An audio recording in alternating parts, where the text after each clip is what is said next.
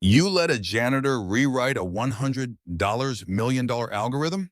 Trent's voice cracked like a whip. Charlotte didn't flinch. No, she said.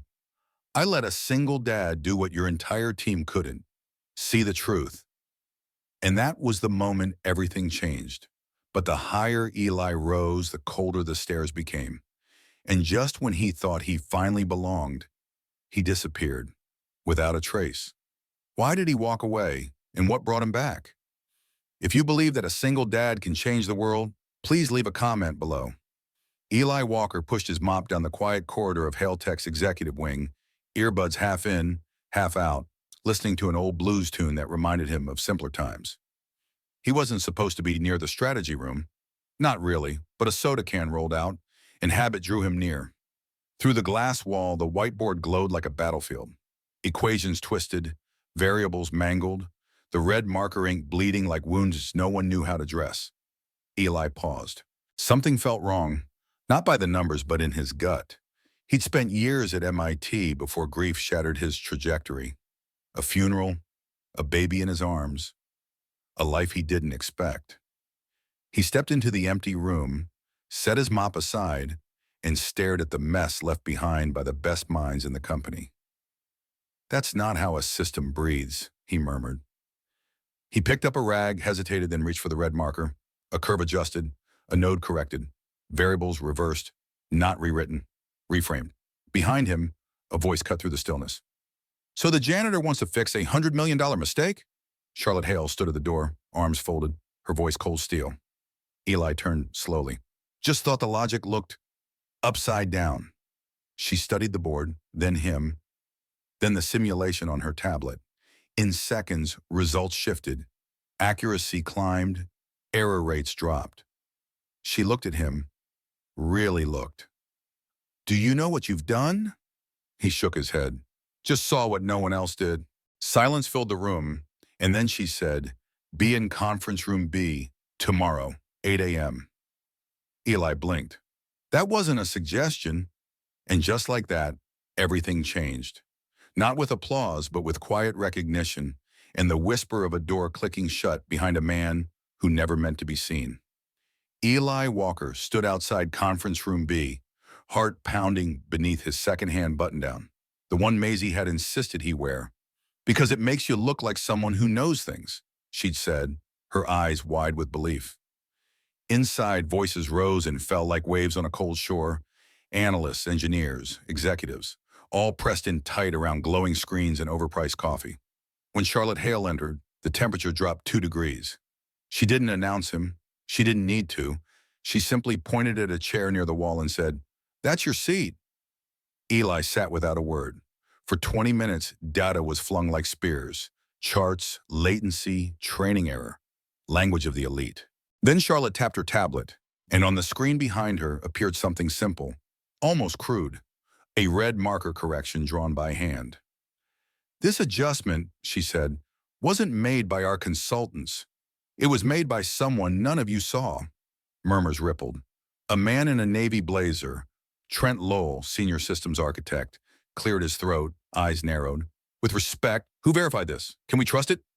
Charlotte nodded once. Run the model. Trent typed, the code flew, and silence settled as the screen turned green. Improved. Streamlined. Correct. Could be luck, Trent muttered. Eli finally spoke, voice low, calm. Maybe, but sometimes luck wears work boots and holds a mop. A few laughed. A few didn't.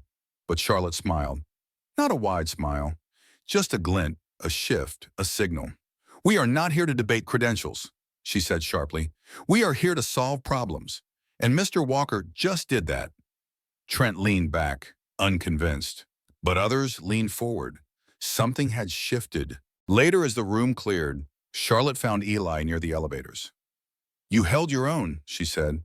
I wasn't trying to. That's why it worked, he replied. He wasn't posturing. He wasn't polished. But he was real.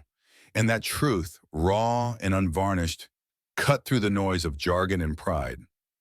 Charlotte stared at him for a long second. Tell me something, Eli. Why didn't you go back to MIT? He looked away. Because I didn't want to rebuild my life. I wanted to build hers. And with those words, a door quietly opened. Not to opportunity, but to something deeper. Recognition, respect, and maybe, just maybe, the beginning of something that neither of them could name yet. Eli didn't expect a red carpet, but he hadn't expected the silence either. Not the kind filled with focus, but the kind thick with suspicion. His badge now granted access to floors he used to mop after dark. His name was added to strategy calls, but always at the bottom. Eyes followed him, not out of curiosity, but calculation. People smiled too quickly, laughed too loudly, or didn't speak at all. At first, he told himself it didn't matter.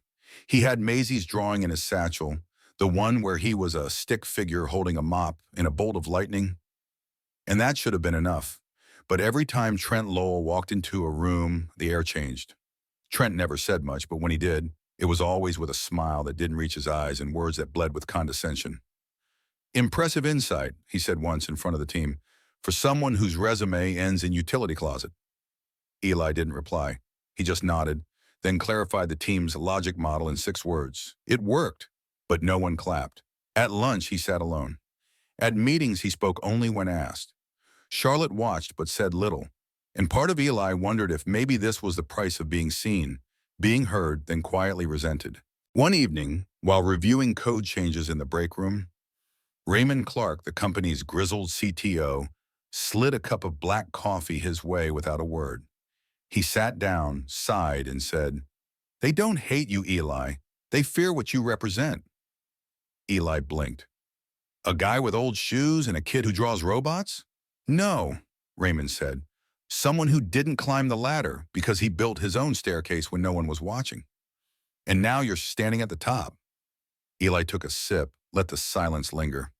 "It's lonely up here." Raymond chuckled. "Then teach them how to build their own damn stairs." Later that night, Maisie asked if his new job made him happy. He thought about it, then shook his head gently.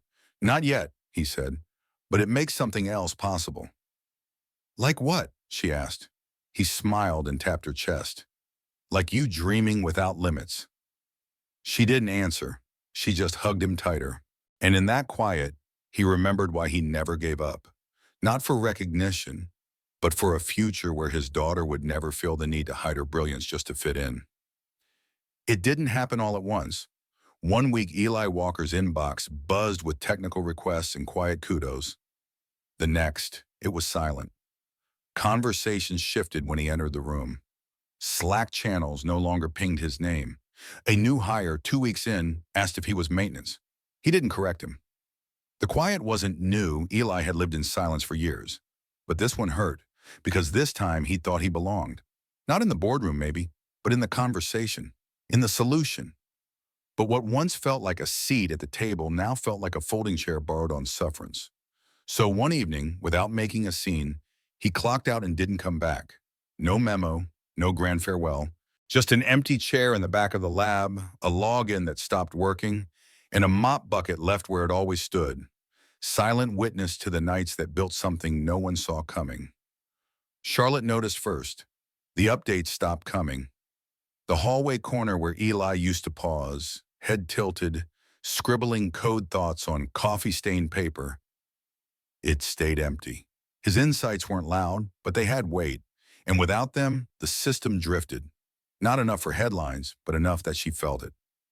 She stayed late that week, hoping he'd walk past, say something in that plain-spoken way of his that made complicated things simple. He didn't. On the 3rd night, she passed the break room. The lights were dimmed, chairs stacked, but on the corkboard near the door, something made her stop. A small envelope pinned between outdated flyers and forgotten memos. Her name was scrawled across the front in purple crayon. Charlotte Hale, no title, no formality. Inside was a folded sheet of lined paper, stars drawn in every corner. The handwriting was shaky, but determined. "Thank you for believing in my dad," it read. "He used to smile when he talked about you. Now he doesn't smile much, but I still do. Maisie, age 634. Charlotte sat down on the bench near the vending machine, shoes off, paper in hand, breath caught. In that moment, she didn't feel powerful. She felt human, and for the first time in years, she cried. Not for what was broken, but for what she hadn't protected, and what she still might be able to save. Charlotte Hale didn't send a driver. No assistant, no polished excuse. Just herself, a black coat, and a folded letter written in crayon tucked deep into her pocket like a compass pointing somewhere she wasn't sure she was ready to go. The apartment building stood at the end of a cracked sidewalk, windows fogged with time, stairs that creaked with the weight of people trying their best. She knocked once, then again, unsure of what to say if the door opened. It did. A little girl, all curls and bare feet, blinked up at her. "You're the lady who made Daddy nervous," she said plainly. "You want to come in? We don't have guest chairs, but the floor is fine." Charlotte nodded. The living room was warm, but cluttered.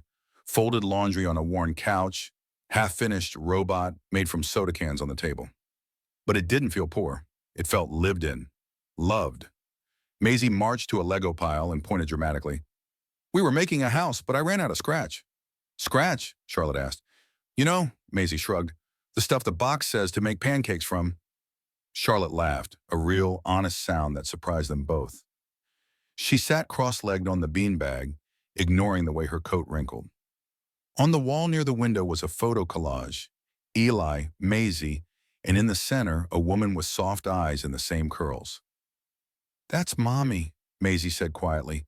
"She died when I was 3, but Daddy still talks to her sometimes, when he thinks I'm sleeping." Charlotte blinked fast. "She looks kind." She was. Daddy says she liked 3 things: rainstorms, old poetry, and the way he made scrambled eggs. Maisie tilted her head. "He stopped making eggs when she died, but he started building games instead, and stories, and me." Charlotte didn't know what to say. She simply nodded. Maisie's eyes sparkled. "Do you miss him?" "Yes," Charlotte said softly, voice uneven, "and I didn't expect to." "Good," Maisie replied, handing her a green Lego block. "If you can make him smile again, I'll forgive you." Charlotte swallowed, laughter and tears rising at once. It wasn't a test, it was a verdict. And she passed not by words, but by sitting on the floor and picking up the next piece of the house they were building out of leftover hope and unspoken promises. The lights were too bright, the room too large. Eli stood backstage at the Hail Tech Investor Summit, clutching his notepad like a lifeline. The shirt Maisie had chosen was wrinkled and untucked, but she said he looked like a wizard who fixed broken things, and that had been enough to step out of his own fear. Beyond the curtain, hundreds of investors waited, men and women who had never missed a quarterly target, whose suits cost more than Eli's car. At the back of the room stood Charlotte, arms crossed, chin lifted, but her eyes held something unfamiliar. Faith, the host's voice echoed, "Please welcome Mr. Eli Walker," and he stepped into the light. No PowerPoint, no jargon, just him, a microphone, and a story. "6 weeks ago," he began, "I was sweeping this very floor. Most people didn't look twice. But I saw something, on a whiteboard, something that didn't sit right. And maybe that's all I've ever been good at, noticing what's off, even when I wasn't asked to." He clicked the screen. No graphs, just a hand-drawn diagram, roots and branches like a child's tree. "This is how machines learn," he said. "Like kids, trial, error, encouragement, and correction." The crowd didn't move. He smiled, nervous but steady. "I dropped out of MIT to raise a daughter. I don't wear suits, but I do know what it feels like to be overlooked until you're needed." There was a pause, then a ripple of applause, then a wave. Charlotte exhaled backstage for the first time in 20 minutes. Afterward, Eli found her standing in the wings. "You saved our quarter," she said. "That wasn't my goal," he replied. "Then what was?" "To say something true." Her eyes softened. "You did." That night, Eli returned home to find Maisie asleep beneath a fortress of pillows. Taped to the fridge was a new drawing. Him on a stage, a stick figure crowd below, a dragon curled around his shoulders. On the corner, in glittery marker, she'd written, "My dad is magic." He stared at it for a long while, then turned off the kitchen light. The applause had faded, the spotlight dimmed, but the thing he'd built, his voice, his truth, his place, was still there. Not because someone gave it to him, but because he'd finally claimed it. The city shimmered in warm gold as Eli Walker stood on the rooftop, the wind threading through his sleeves. Below, Hail Tech buzzed with a new kind of energy, not the kind that came from product launches or financial milestones, but from something quieter. Truth. The week had been a blur. Praise from the board, media requests, a formal title, lead innovation advisor, but none of it mattered more than what waited at home. Inside his apartment, Maisie had built a pillow fort, a small dragon plush tucked under one arm. When Eli walked in, she didn't ask about the cameras or the meetings.